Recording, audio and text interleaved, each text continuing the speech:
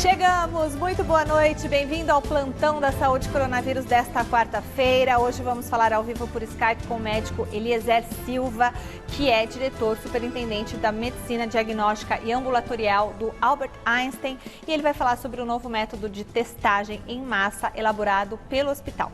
Boa noite, e na bancada do Plantão da Saúde recebemos a médica Dafine Kamarowski, que é nefrologista do Hospital Beneficência Portuguesa e membro da Sociedade Brasileira de Nefrologia.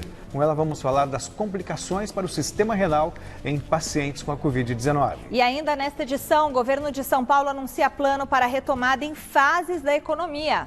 E a capital paulista está entre os municípios que vão adotar medidas mais flexíveis da quarentena a partir de 1º de junho. E também, apesar da América do Sul ter sido considerada o novo epicentro da pandemia pela OMS, países como Argentina e Uruguai chamam a atenção pelo controle de casos e pela baixa mortalidade. Tudo isso logo depois das dicas. Até já. Bom, estamos de volta e vamos ao nosso Telão da Saúde ver a atualização dos casos do novo coronavírus no país e aqui no estado de São Paulo. Até a última atualização feita pelo Ministério da Saúde ontem à noite, o Brasil registrava 24.512 óbitos e 391.222 casos. Hoje, no estado de São Paulo, pelos números já atualizados, são 6.712 mortes e 89.483 registros da doença. O número de novas mortes por Covid-19 nesta quarta é o segundo maior desde o início da pandemia no estado de São Paulo.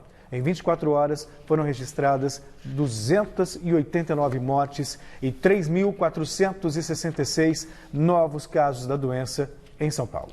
O governo e a Prefeitura de São Paulo anunciaram hoje o plano para a retomada gradual da economia a partir do dia 1º de junho. E o isolamento social, considerado mega rodízio relâmpago e antecipação aí de feriados, salvou 65 mil vidas. O plano no estado foi dividido em 5 fases e enquadra as regiões em diferentes categorias. Segundo o governador João Dória, voltam a funcionar no próximo mês com restrições diversos locais, entre eles shopping centers. Vamos ver com o repórter Marcelo Basségio. Chamada de Plano São Paulo, a reabertura gradual do comércio tem como base a divisão do estado em diferentes regiões que se enquadram em fases heterogêneas. A fase 1 é a de contaminação pelo novo coronavírus. Nela se enquadram regiões onde não há capacidade de atendimento necessária e o número de casos e óbitos ainda é alto. A fase 2, onde está a capital, neste momento é chamada de controle. Ela ainda exige atenção, mas já é possível liberar o funcionamento com restrições de comércios, concessionárias, escritórios, shopping centers e atividade imobiliária. A fase 3 é de flexibilização e prevê a abertura de mais comércios, além dos já autorizados na fase 2, como bares, restaurantes e salões de beleza com novas regras para funcionamento. Já na fase 4, de abertura parcial, também será permitida a reabertura das academias. Na 5, a última fase, será quando a pandemia estiver completamente controlada. Neste momento, espaços públicos, teatros, cinemas e eventos com aglomerações também terão autorização para operar. De acordo com o governo, os esforços das últimas semanas em diferentes áreas do enfrentamento da pandemia foram essenciais para a retomada econômica. Desde o surgimento dos primeiros casos do novo coronavírus em São Paulo, o número de leitos de UTI passou de 3.600 para 7.200. 6.300 profissionais da saúde foram contratados e 7 novos hospitais foram abertos, incluindo os de campanha. Além disso, mais de 3 milhões de testes foram adquiridos, o que coloca o estado com uma taxa de testagem por milhão de habitantes similar à de países desenvolvidos. A nossa curva é 10 vezes menor, exatamente pelas medidas adotadas e por esse controle que está sendo feito. E também estamos verificando uma desaceleração do crescimento da epidemia. Ainda estamos, sim, na etapa de crescimento, mas com crescimento em ritmo menor. Embora a estrutura de combate à pandemia do novo coronavírus tenha tido um papel relevante para o avanço na prática do Plano São Paulo, o isolamento social segue como pilar defendido pelo governo do estado. A quarentena em São Paulo, desde o seu início, e até o dia 31 de maio vai salvar 65 mil vidas. E estes dados não são dados governamentais, são dados da ciência. Nós chegaríamos, sem medidas, a em torno de 1 milhão de casos no estado de São Paulo. Quer dizer, nós estamos com 84 mil nesse momento. Então, isso mostra quão efetivas foram as medidas de isolamento. Uma região poderá evoluir de fase em 14 dias se os indicadores de saúde forem estáveis. Mas, caso o governo receba dados que indiquem a necessidade de voltar atrás em algum ponto do estado, novas medidas mais rígidas não estão descartadas. Se tivermos que dar um passo atrás, se tivermos que retomar medidas que agora estaremos flexibilizando, gradual, parcialmente, de forma heterogênea, não hesitaremos em fazê-lo, para proteger vidas. A decisão do governo de São Paulo vai na contramão do que vem sendo projetado para o Brasil nos próximos meses. Segundo um estudo norte-americano da Universidade de Washington, o país terá 125 mil mortes até agosto. E segundo mostrou pesquisa Datafolha divulgada hoje, 60% dos brasileiros são a favor do lockdown como forma mais rígida de controle da pandemia.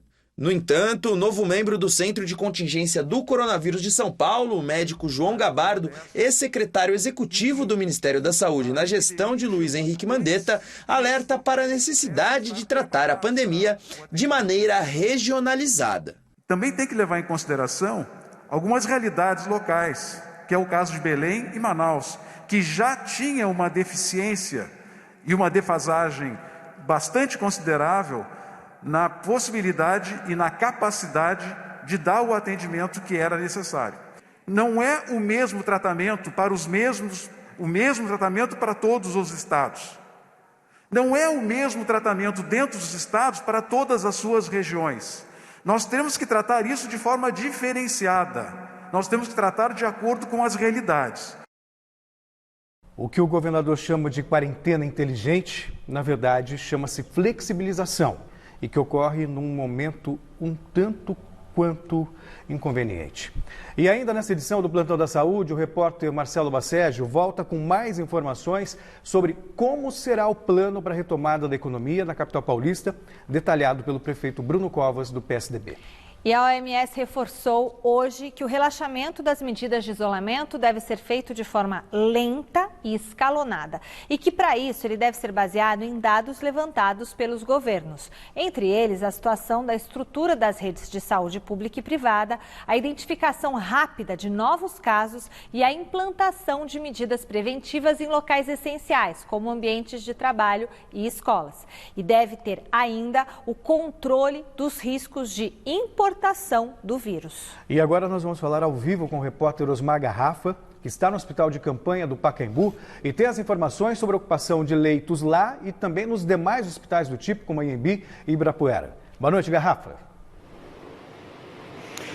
Boa noite, Celso. Boa noite a você, a Michele, a todos acompanhando o Plantão da Saúde.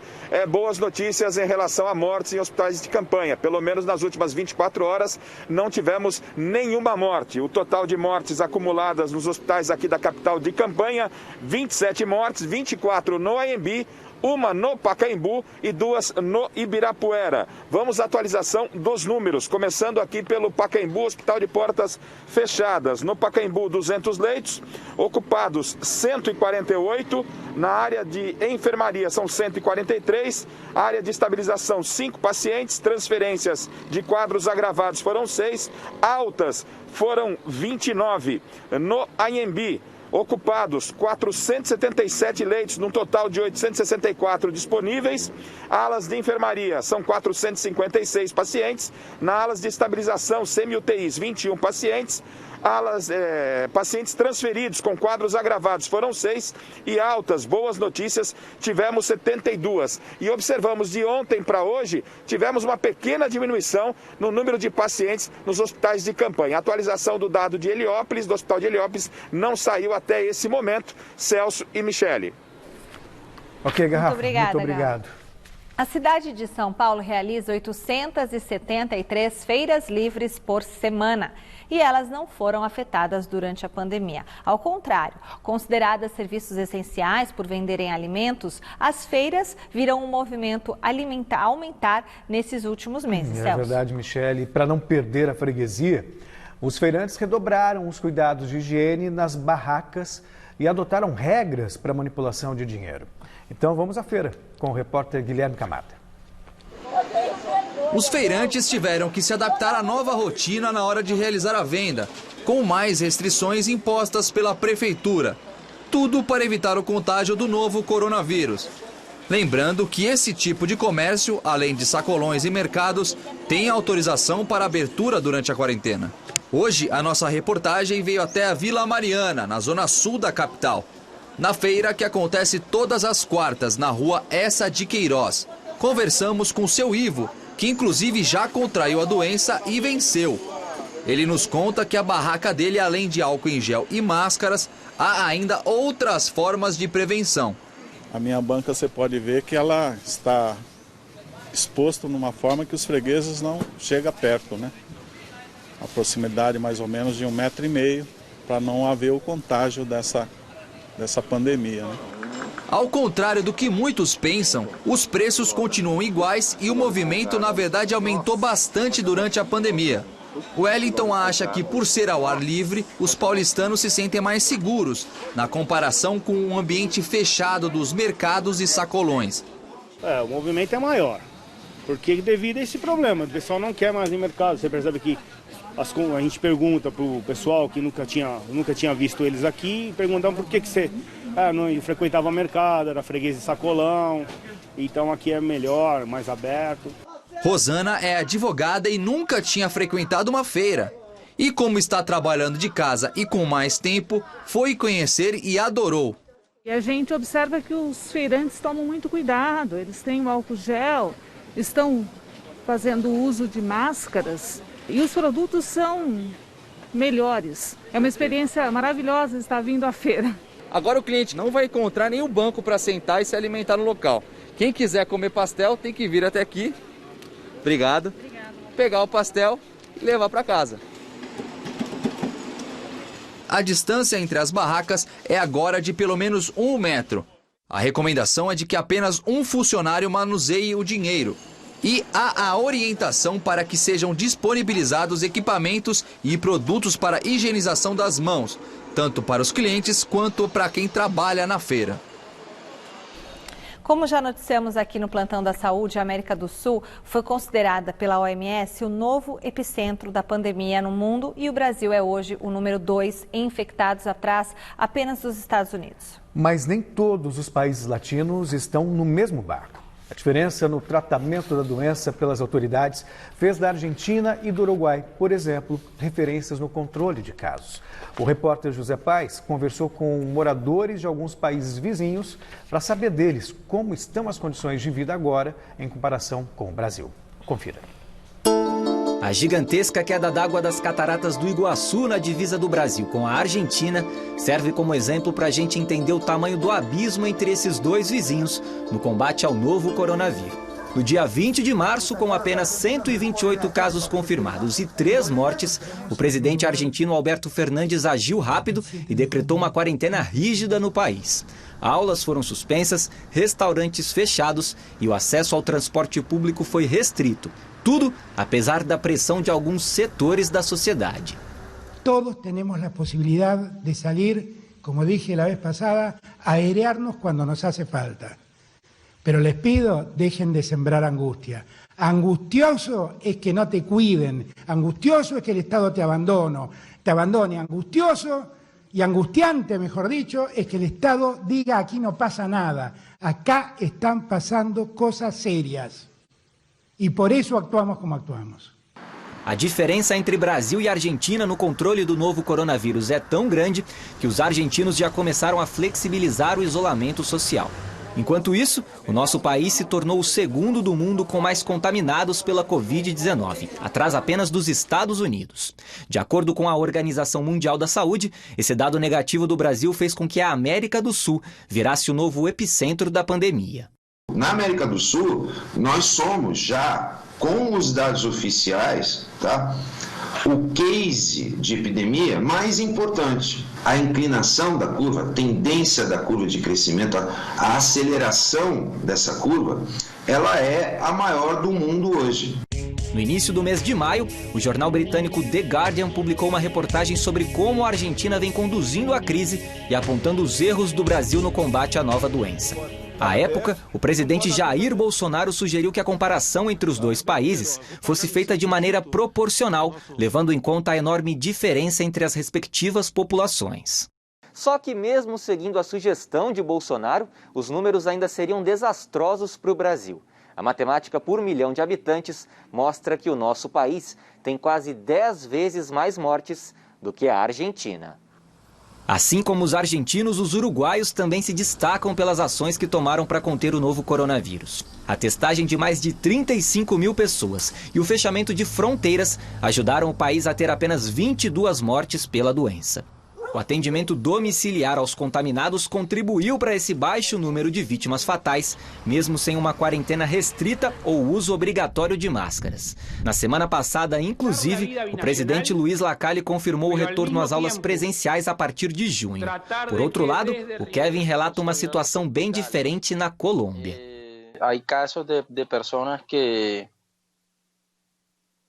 de repente no estaban presentando cuadros de coronavirus. Aquí hubo el caso de un niño que prácticamente se lo desaparecieron a la mamá.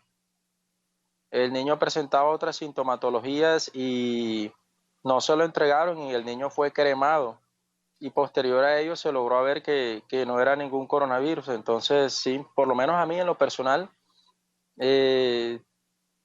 yo diría que a menos que ya yo no pueda respirar o algo por el estilo, yo no iría a la clínica, porque de repente me desaparecen también.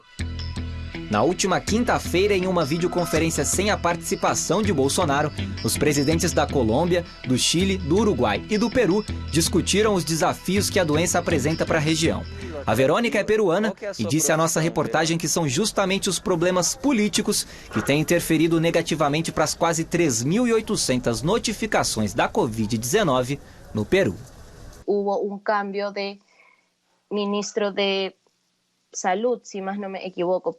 Primero fue una mujer que a las 2-3 semanas y vino otro señor que de verdad no sé cuál es el nombre, pero no tiene tino ni para hablar con los médicos, con las personas. As lições a serem seguidas existem e estão mais perto do que a gente imagina. A torcida é para que elas sejam colocadas em prática e nos ajudem a ter uma queda no número de casos e de mortes o mais breve possível. E a nossa primeira entrevista do dia será um pouquinho diferente. Nós vamos direto à cidade de Buenos Aires, na Argentina, terra do Celso, falar ao vivo por Skype com uma moradora que vai nos contar como está a rotina de isolamento neste momento. Boa noite, Carolina Nicolini, seja bem-vinda ao Plantão da Saúde. A Carolina é jornalista e eu queria saber dela o que está sendo feito pelo governo, né, para manter as medidas de isolamento social e como que a população está reagindo a isso. Boa noite. Bom, boa noite a todos. Primeiro, desde que começou a quarentena aqui na Argentina, todo mundo que precisava sair para trabalhar, eles tinham que preencher um formulário e tinham que ter um documento que explicasse a razão pela qual eles precisavam sair de casa.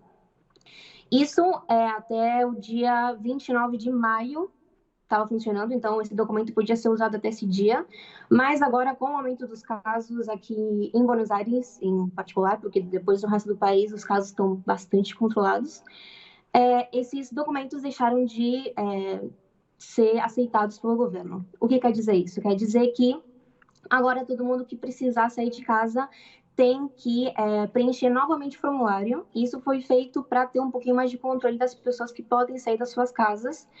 E considerando o fato de que tem que controlar a circulação das pessoas na rua. Mas depois, o resto das medidas, por exemplo, se você for para o supermercado, eles sempre têm álcool em gel, eles sempre usam desinfetante, sempre tem o distanciamento entre as pessoas. E depois, obviamente, também as ajudas às empresas, às pessoas. É um governo que sempre está muito presente em relação à pandemia. Eu acho que os resultados mostram isso.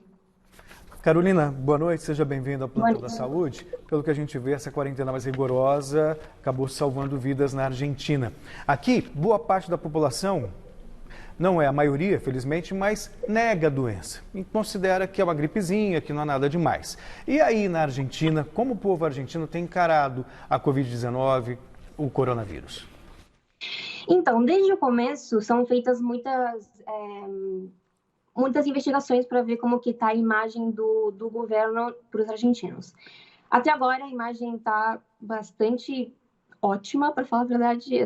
Eu acho que 90% da população confirma que a quarentena é o melhor que a gente pode fazer, mas isso, obviamente, não evita que exista uma discussão entre o que deve ser priorizado, se é a economia ou a saúde. Justamente faz 3 dias atrás, teve uma manifestação contra a quarentena, que justamente dizia isso, que é uma gripe, que é necessário abrir a economia, porque as pessoas estão morrendo de fome, etc. Então, mesmo que as medidas do governo sejam muito elogiadas, tanto aqui dentro como fora, isso não evita com que exista uma discussão dentro do país sobre o que é mais correto.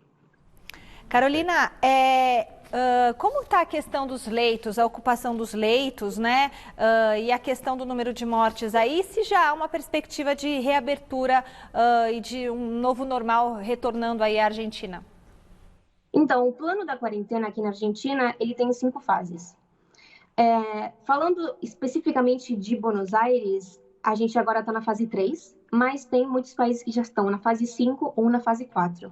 A fase 5 seria o novo normal, e atualmente a gente está vivendo com mais ou menos, eu acho que uns 700 casos por dia, e eu acho que o máximo que tivemos foram 25 mortes por dia, que são valores muito altos considerando o começo, que tínhamos 20, 60 casos por dia, mais ou menos. Então, estamos chegando ao que aparente é o pico da nossa curva. Esperamos que estamos chegando a isso. Então, todo esse tempo de quarentena, que são 70 dias mais ou menos, serviu para que o governo criasse hospitais de campanha e pudessem preparar o sistema de saúde para enfrentar todas as pessoas que vão ingressar agora nos hospitais. Mas o que esperamos é que, obviamente, esses 70 dias que a gente se manteve dentro de casa funcionem para que os nossos valores de mortos e de infectados não sejam tão grandes como o resto dos países, que é o que eu acho que vamos conseguir. Muito obrigada, viu, Carolina Nicolini, aqui jornalista que está lá em Buenos Aires, trazendo todas as notícias da situação no país. É isso aí, Carolina. Uma boa noite e obrigado pela sua entrevista. Boa noite, obrigada. O ministro do Supremo Tribunal Federal autorizou hoje o cumprimento de mandados de busca e apreensão no inquérito das fake news. Na decisão, Alexandre de Moraes definiu como associação criminosa o grupo conhecido como Gabinete do Ódio, entre aspas, cujo núcleo de assessores tem influência sobre o presidente Jair Bolsonaro. Vamos ao vivo falar com a repórter Sabrina Pires, que tem mais informações sobre essa operação da Polícia Federal. Boa noite, Sabrina. Michele, Celso, boa noite a todos. É isso, segundo o ministro Alexandre de Moraes, as provas apontam para que o grupo chamado Gabinete do Ódio seria uma associação criminosa. E esse grupo reuniria, por exemplo, o vereador Carlos Bolsonaro, filho do presidente, e o deputado estadual Douglas Garcia, do PSL, aqui de São Paulo. Foram cumpridos mandados de busca e apreensão em 5 estados e também no Distrito Federal, e entre os alvos todos aliados do presidente Jair Bolsonaro. Por exemplo, o ex-deputado federal Roberto Jefferson, foi ele quem denunciou o esquema do mensalão, acabou condenado por isso.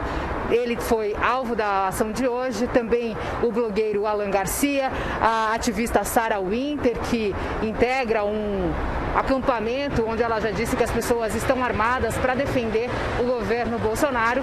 A investigação também aponta quem seriam os financiadores do grupo que produz e também dissemina notícias falsas e mensagens de ódio, o que, segundo o Supremo Tribunal Federal, atingiria não só o Supremo, mas também outras autoridades autoridades, colocando em risco essas autoridades.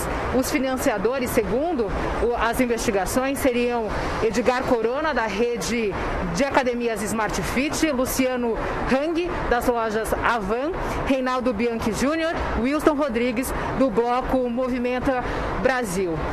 Todos os sigilos fiscal e bancário desses 4 foram quebrados pelo ministro Alexandre de Moraes. Os deputados não foram alvo dessa ação hoje, mas devem ser ouvidos em 10 dias. Esse é o objetivo dos deputados envolvidos. Agora, a coisa está quente, as notícias acabam de chegar. O Procurador-Geral da República, Augusto Aras, confidenciou para colegas que essas ações, as diligências do Supremo, foram consideradas desnecessárias e desproporcionais, e o presidente Jair Bolsonaro convocou uma reunião com ministros agora à noite para pensar em uma resposta ao Supremo Tribunal Federal, uma reação e que seria por abuso de autoridade. Voltamos ao estúdio. Obrigada, Sabrina. Muito obrigado. E agora a gente vai para a nossa segunda entrevista do dia, ao vivo por Skype, com o Dr. Eliezer Silva, que é diretor superintendente da Medicina Diagnóstica e Ambulatorial do Hospital Israelita Albert Einstein. Com ele, nós vamos abordar um novo método de testagem em massa elaborado pelo Einstein. Boa noite, doutor. Seja bem-vindo ao Plantão da Saúde. Nós noticiamos aqui no plantão um anúncio sobre esses testes. E eu gostaria que o senhor explicasse, por favor, para quem está em casa, a tecnologia usada para chegar a esse resultado tão importante para ampliação da capacidade de diagnóstico da Covid-19 em até 16 vezes. É isso? Mais uma vez, boa noite. Boa noite, Celso. É isso mesmo. Nós utilizamos basicamente uma tecnologia que é bastante conhecida na medicina diagnóstica em laboratórios, que é a técnica de sequenciamento. Vocês já devem ter ouvido várias vezes que nós somos capazes hoje de sequenciar o DNA para fazer testes genéticos. Testes genéticos que permitem o diagnóstico de uma série de doenças e são importantes para prognóstico também dessas condições. Nós pegamos a mesma tecnologia e identificamos, através de um sequenciamento específico, o vírus, que embora ele não seja um vírus DNA, ele é um vírus RNA, mas a mesma tecnologia é capaz, através desse sequenciamento, de identificar se uma pessoa é portadora ou não do novo coronavírus. Muito bom, doutor. Doutor, há a possibilidade dessa tecnologia, desse teste, também ser oferecido em larga escala, né, para outros hospitais também privados, hospitais de outras redes e para outras unidades públicas de saúde do Brasil? É possível sim, Michele. Como eu comentei, utilizando essa mesma tecnologia, ela tem uma grande vantagem em relação ao PCR tradicional, que a gente conhece hoje como o padrão ouro do diagnóstico da identificação do novo coronavírus. Essas máquinas permitem o sequenciamento e a identificação simultaneamente de mais de 1.500 amostras. Com isso, eu posso oferecer em larga escala e em paralelo com o que hoje a gente faz e outros laboratórios fazem com a técnica de PCR, para a estratificação, por exemplo, de populações. Como vocês já divulgaram várias vezes, uma das principais estratégias para enfrentar essa nova pandemia é a identificação de portadores que não têm sintomas, mas carregam o vírus. Para isso, você tem que testar em grande escala. E esse teste serve para isso, porque simultaneamente eu sou capaz de olhar 1.500 amostras. E uma outra vantagem é que, em virtude também da epidemia, essas máquinas de sequenciamento estão ociosas, porque as demandas tradicionais de testes de biologia molecular e genéticos diminuíram muito durante a epidemia. E uma terceira vantagem é a utilização de insumos que não estão relacionados ao PCR. Então, imaginem vocês que eu consigo continuar a produção dentro de laboratórios identificando o coronavírus através do PCR e, em paralelo, através dessa nova técnica, eu também, em grande escala, ofereço uma técnica tão boa quanto o PCR e é capaz de rastrear grandes populações. Então, nós estamos dispostos, sim, através de parcerias e cooperação, difundir essa tecnologia para laboratórios que já detêm essas máquinas de sequenciamento. Ô, doutor, me corrija se eu estiver errado, eu li que, inclusive, esses testes são até mais baratos que os demais. E eu gostaria que o senhor, por favor, do ponto de vista técnico, me falasse se é possível pensar em flexibilização do isolamento social sem pensar em testes em larga escala. Perfeito. Do ponto de vista de custos, na hora que você olha o custo unitário, ele é menor do que o do PCR. Basicamente porque, de uma forma simultânea, eu analiso o maior número de amostras. Portanto, o custo unitário da identificação de uma amostra isolada é menor quando comparada à tecnologia tradicional de PCR. Então, sim, o custo é menor por amostra analisada. Do ponto de vista de estratégia epidemiológica, grande parte dos países que desenvolvem hoje a retomada e a abertura da economia utilizam a testagem. E se nós olharmos alguns meses atrás, olhando a experiência da Coreia do Sul, eles conseguiram segregar as populações que estavam infectadas através da utilização de testes como esse em massa. Então, tanto para a retomada, para manter o distanciamento social e isolar essas pessoas portadoras do vírus e permitir com que a gente retome as atividades próximas do que eram normais antes do início da epidemia, a testagem é fundamental. Por que se faz hoje o distanciamento e o isolamento social? Porque nós não sabemos exatamente quem são os portadores. Basicamente, o país, quando muito, identifica entre os sintomáticos, com o quadro gripal, quais são portadores do novo coronavírus. Mas nós sabemos que muitos pacientes assintomáticos transmitem a doença, por isso a necessidade da testagem em massa. Tá certo, doutor. Olha, parabéns, né, para o Einstein, para o senhor, toda a equipe. E uma última pergunta, esse teste é também como o do PCR, que você coloca tipo um cotonete no nariz e na garganta? Ele é assim? Exato, o processo de coleta é muito parecido com o teste do PCR. Você colhe amostras do nariz e da garganta. Doutor, só para encerrar, então, uma última pergunta. O governo anunciou hoje a chegada de 3 milhões de testes. O senhor entende que esse é um número razoável para aferir em que estágio realmente a gente está da pandemia do novo coronavírus? Como eu comentei anteriormente, a testagem ela é fundamental. O que a gente precisa entender é o tipo de teste.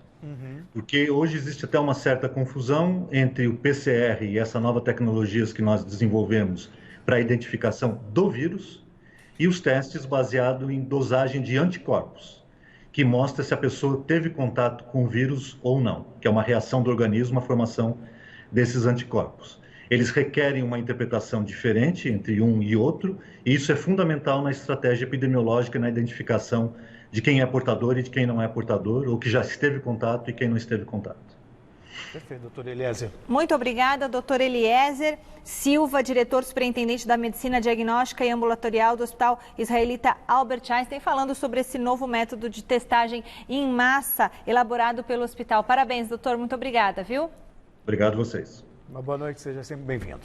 Nós voltamos a falar sobre o plano para a retomada da economia no estado, agora com mais detalhes sobre a capital, que está entre os municípios paulistas que vão poder entrar numa fase mais flexível da quarentena a partir do dia 1º de junho, Celso. O prefeito Bruno Covas, do PSDB, disse que vai começar a discutir com os setores privados como será o protocolo adotado para a retomada das atividades econômicas em São Paulo. Vamos ver na segunda reportagem sobre a apresentação do plano com Marcelo Bassege. A cidade de São Paulo foi incluída na fase 2 do plano de reabertura da economia a partir do dia 1 de junho. Segundo os especialistas responsáveis pelo chamado Plano São Paulo, a capital poderá reativar o funcionamento de shopping centers, comércios, concessionárias, escritórios e atividades imobiliárias. O Plano São Paulo prevê que os municípios são os responsáveis por flexibilizar setores de acordo com a fase na qual a sua região se encontra. No caso da capital, não haverá a reabertura de alguns dos comércios considerados não essenciais, embora já haja essa autorização por parte do governo do estado. Segundo Bruno Covas, a prefeitura começará a receber a partir da próxima segunda-feira propostas setoriais de reabertura de comércios, irá analisá-las e posteriormente irá decidir se autorizará o funcionamento desses estabelecimentos.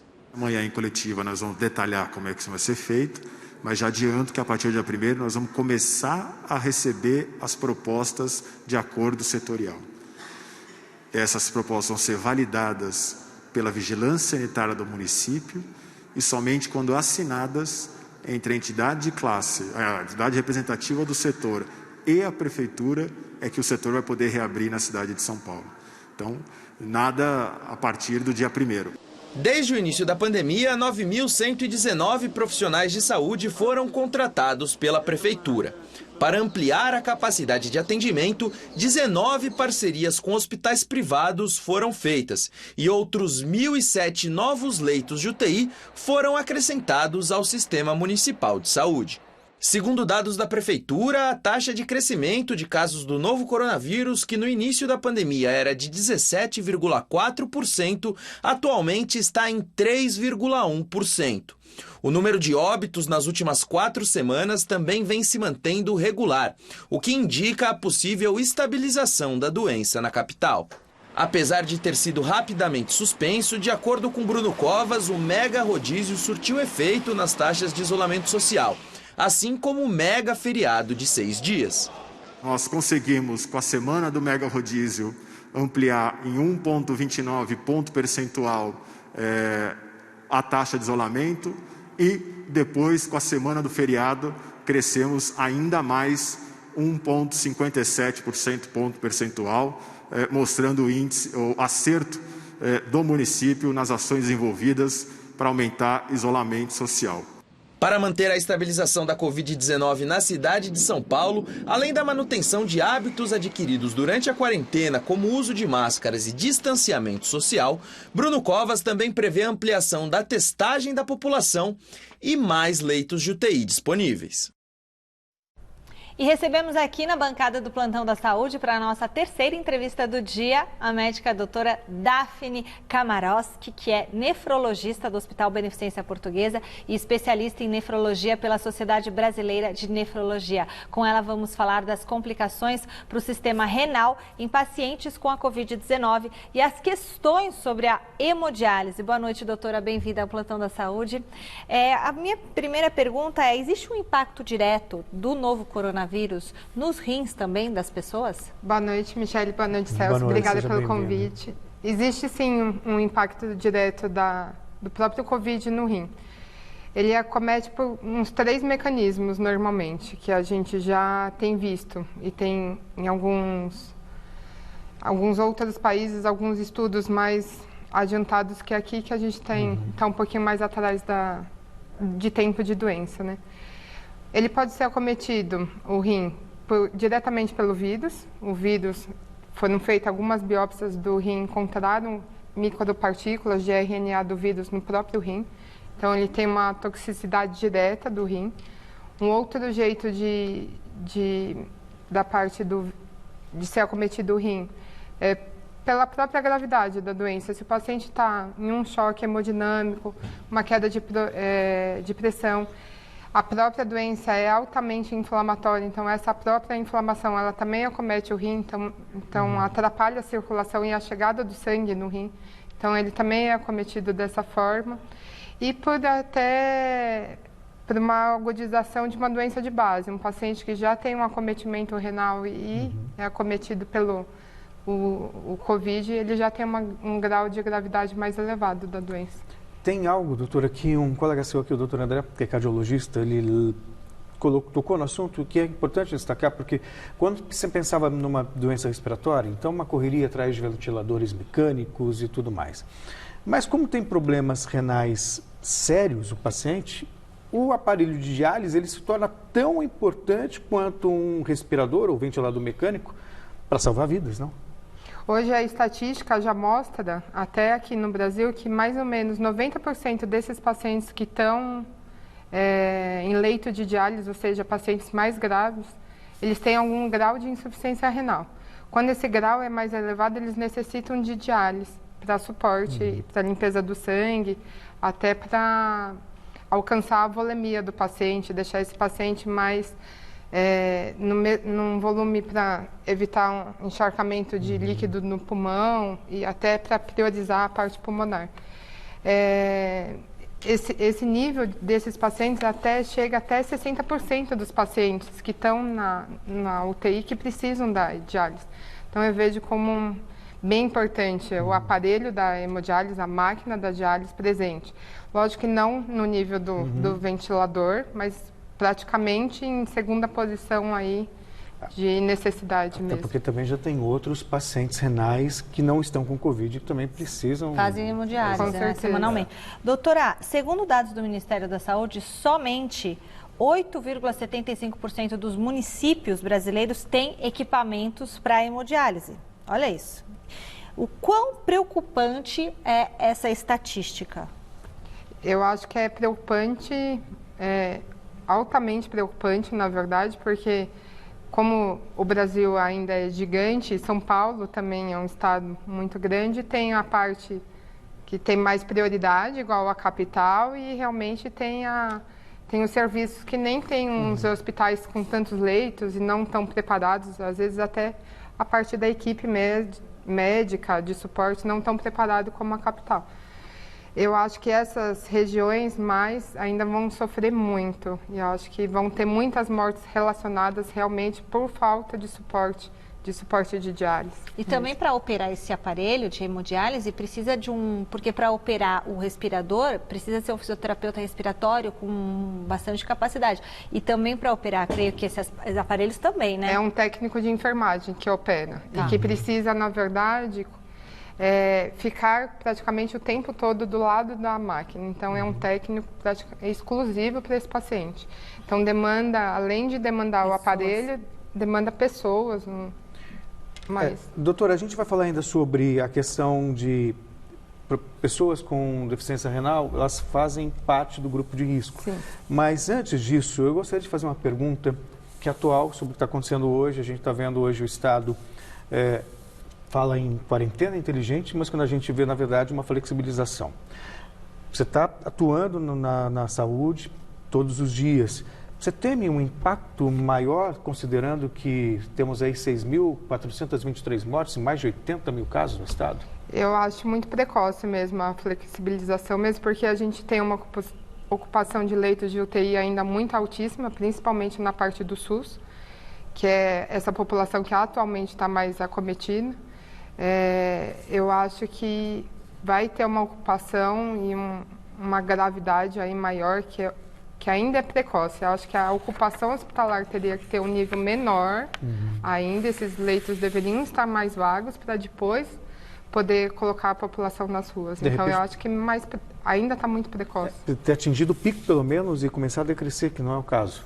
Isso. Na verdade, além do pico, é esse esvaziamento. A gente ter mais, se por acaso a gente vai colocar mais a população na rua, vai ter o risco de uma maior contaminação, a gente precisa ter esse suporte de se contaminar. É um teste. Então, se a gente contaminar muita gente, a gente tem que ter um respaldo de onde colocar essa população contaminada, grave. Se a gente não tem leitos, como que a gente vai fazer? Doutora, por que saiu uma reportagem, né, falando que o número de transplantes de órgãos no Brasil caiu 34%? A senhora tem esses números, né? E também, creio que transplantes de rim deve ter diminuído. Por que isso está acontecendo? Na verdade, por orientação mesmo da Sociedade Brasileira de Transplante, os transplantes intervivos, eles foram bloqueados.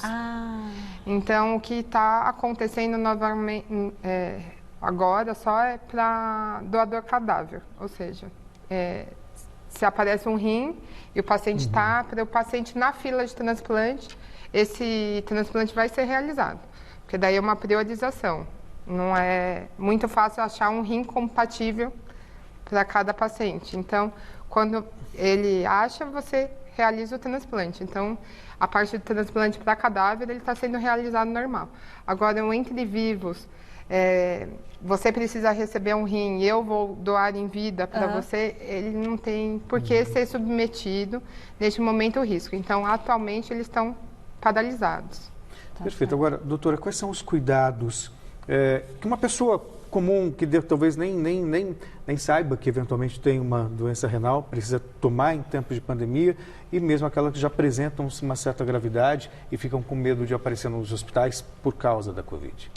Eu acho que nenhuma doença, independente renal, eu acho que nenhum portador de nenhuma doença crônica, porque a doença renal é uma doença crônica, o rim, quando ele é acometido, ele não melhora, então, por isso que a gente fala que é uma doença crônica. Não tem que abandonar o tratamento, nem da parte cardiológica, você acaba tendo um comprometimento maior e às vezes é uma ida sem volta. Então, eu acho que todos os tratamentos não tem recuperação. Uma vez que ele é acometido, é como se fosse uma cicatriz mesmo. Eu gosto muito de falar isso para os pacientes, que tempo é rim. Então, se você vai acometendo o rim, ele vai cicatrizando. Cicatriz não tem como melhorar, é igual cicatriz de pele. Se ele está machucado, como que você vai melhorar aquela cicatriz? É uma área de fibrose. Então, você acaba perdendo mais função renal. Não tem que abandonar o tratamento, tem que continuar a parte de exame, de acompanhamento médico. Tem muitos médicos, inclusive nós, que você pode fazer uma consulta à distância, não é o ideal, mas pelo menos uma parte parcial dá para ser controlada dessa forma. Eu acho que ninguém tem que abandonar nenhum tratamento. E quais são os cuidados que as pessoas devem ter com esse órgão tão fundamental na vida? Os controles, na verdade, em geral, de todos os fatores de risco. Então, controle de peso, controle de pressão, controle de diabetes. As doenças que mais acometem o rim é a diabetes e a pressão alta. São os mais propensos. Mas, em geral, obesos, tabagistas. Então, tem que sempre controlar uma atividade física, uma dieta adequada, esses controles, e sempre fazer, pelo menos uma vez no ano, para quem não tem acometimento renal, fazer um check-up.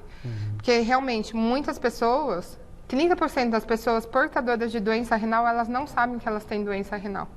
Então, fazer um check-up, pelo menos uma vez por ano, um exame de ureia e creatinina, que são os marcadores que a gente tem de sangue para a função renal, e um exame de urina, uma vez por ano. E quem tem um acometimento, já um grau de disfunção, já sabidamente, essas consultas elas têm que ser mais reduzidas conforme a gravidade. Para 1 mês, 15 dias, de 3 em 3 meses, dependendo daí do nível mesmo. A gente volta a falar daqui a pouquinho com a doutora. Agora a gente vai para o nosso giro de notícias ver como que está o impacto do novo coronavírus no esporte.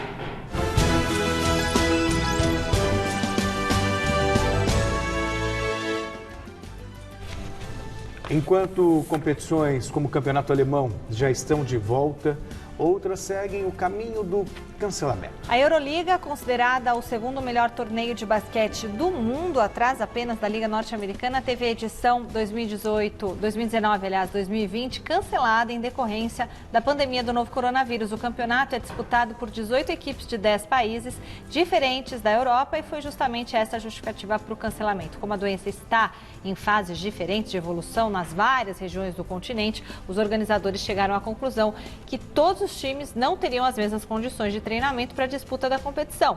A atual temporada não terá campeão e a próxima deve ser iniciada no dia 1º de outubro. Já a Premier League deu mais um passo importante para a retomada do campeonato inglês. Os 20 clubes que disputam a primeira divisão decidiram hoje, de forma unânime, autorizar a volta dos treinamentos com contato físico. As atividades sem contato e em pequenos grupos isolados já vinham acontecendo desde a semana passada. Nesta nova fase, serão possíveis os coletivos e trabalhos táticos. A expectativa é que a competição seja reiniciada no próximo dia 19 de junho. Aqui no Brasil, o Paraná Clube promoveu nesta quarta-feira exames para detecção do novo coronavírus em jogadores e integrantes da comissão técnica, visando a retomada dos treinos presenciais, autorizada pela Secretaria Estadual de Saúde na última segunda-feira. A coleta foi feita através do sistema drive-thru, sem precisar descer do carro. Os jogadores também tiveram a temperatura aferida e receberam um kit com uniforme de treinamento. Atlético e Coritiba já voltaram às atividades esta semana. A Federação Paranaense de Futebol espera reiniciar o campeonato estadual na segunda quinzena de junho, Celso. E a regra que amplia de 3 para 5 o número de substituições nos jogos de futebol pode ser permanente. A iniciativa visa minimizar o impacto da redução do intervalo de tempo entre as partidas como consequência do calendário mais curto por causa da paralisação das competições. Agora, a Federação Internacional de Futebol e a International Board, entidade ligada à FIFA responsável pelas regras do esporte, vão promover um estudo nas competições que adotarem a mudança para avaliar se a medida traz benefícios ao jogo que justifiquem a permanência. A princípio, a nova regulamentação vale apenas até o final da próxima temporada. Te agrada essa ideia, Celso? Sim, mais opções para bons treinadores. Bom, mais informações no site gazetesportiva.com. Doutora Daphne Kamarowski, nefrologista da Beneficência Portuguesa. Doutora, a senhora falou, né, dos cuidados que as pessoas têm que ter. Tem algum alimento que para adulto e para criança é proibido e aquele que tipo, faz muito mal para o rim e aquele alimento que é super permitido, que faz muito bem, tanto adulto como criança devem tomar? Porque a gente está nessa época de pandemia e a gente quer fazer tudo para ter o corpo saudável, né? Nunca é tarde, né? Eu sei que às vezes pode ser um pouco tarde, mas vamos começar, melhor agora. Na verdade, para paciente em geral, o controle de orientação é da parte do sal. Tá. Evitar muito sal. Tudo que a gente troca no rim é a base do sódio. Então, quanto mais sódio você ingerir, mais obrigatoriamente você coloca seu rim para trabalhar. Então, você sobrecarrega. A principal dieta de orientação, na verdade, é alimentos ricos em sódios, eles devem ser evitados, cortados. Mesmo se for aquele do Himalaia? Mesmo, todos eles são mais sólidos. Do mesmo, porque eu ouvi dizer que o do Himalaia podia comer a roda, não pode? Não pode. Ai. E o saleiro nunca na mesa, para ter acesso. Tempera o alimento e não deixa o saleiro na mesa. É o alimento que mais tem que ser evitado. Tem alguns outros alimentos que eles são evitados mais para pacientes já em hemodiálise. Tá. Parte de carambola, de outras frutas ricas em potássio, esses alimentos daí é para um grupo mais específico. Mas, em geral, é uma dieta saudável, todo mundo tem que ter uma dieta saudável. E beber água. Beber água.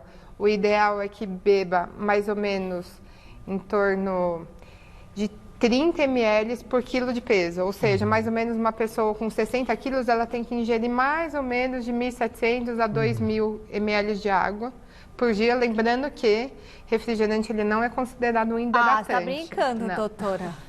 Não vale a Não vale, ele não conta. O que conta é suco natural, suco pode. Chás naturais e água. E esse valor vale para criança também? 30 vale ml para criança também. Tá. Ou seja, o plantão da saúde salva vidas em casa e salva também a sua vida devido à péssima alimentação. Não é tão péssima, que nessa época a gente está recluso em casa, você quer tomar um refri, comer uma pipoca, um salgadinho de chocolate. Não, salgadinho é altamente rico em sódio, principalmente batatinha, sabe? Também. Não pode. Não pode. Doutora, então, sobre a ação do novo coronavírus nos rins, né? Se imaginava primeiro que ele atacava o pulmão, que o rim era acometido por causa dos medicamentos, do esforço na luta pela sobrevivência, mas há informações, há estudos que ele age diretamente também no rim, né, doutora? Ele age diretamente no rim, o que a gente vê, né? Tanto pela parte inflamatória da doença, ou o próprio rim, o próprio vírus, ele acomete o rim.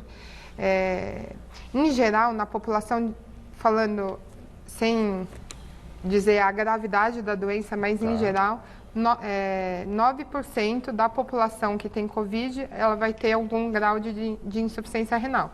É um grau bem elevado, pensando em todos os números de casos.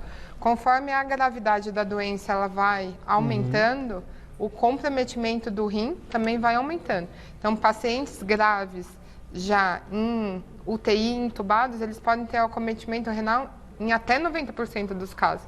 Então, quanto mais grave a doença, maior é o risco de acometimento do rim. O que significa que essas pessoas que venham a se recuperar, elas podem ter sequelas sérias. Alguns pacientes eles se recuperam, alguns pacientes eles se recuperam parcial, mas tem uma boa maioria que fica na dependência da diálise. Lembrando que um paciente que tem um grau de disfunção renal associado à insuficiência respiratória, o grau dele a chance dele de morbidade ou de mortalidade, que a gente fala, ela aumenta, ela praticamente triplica. Então, se tem uma doença secundária cometida além da parte pulmonar, a gravidade do paciente aumenta muito e a chance de óbito dele. Muito obrigada, mais uma razão para doutora? mesmo abrindo o shopping para ficar em casa, se você puder. Por favor, né, pessoal? Fiquem em casa. Eu também aconselho. Doutora Daphne Kamarowski, nefrologista da Beneficência Portuguesa, muito obrigada pela sua participação aqui Obrigada no Plantão de da novo Saúde. pelo Muito convite. obrigado, tá? Foi Seja ótimo. sempre bem-vinda. Obrigada. Gente, o Plantão da Saúde desta quarta-feira, estou um pouco perdida no dia da semana, mas desta quarta-feira fica por aqui. Amanhã, quinta, a gente volta com mais informações para você e para sua família cuidarem da sua saúde. Fiquem em casa. É isso aí, eu adoro dizer, né? Sempre com a presença dos melhores especialistas para falar sobre o novo coronavírus. Uma boa noite e fica agora com o Jornal da Gazeta. Até amanhã. Até amanhã. Boa noite.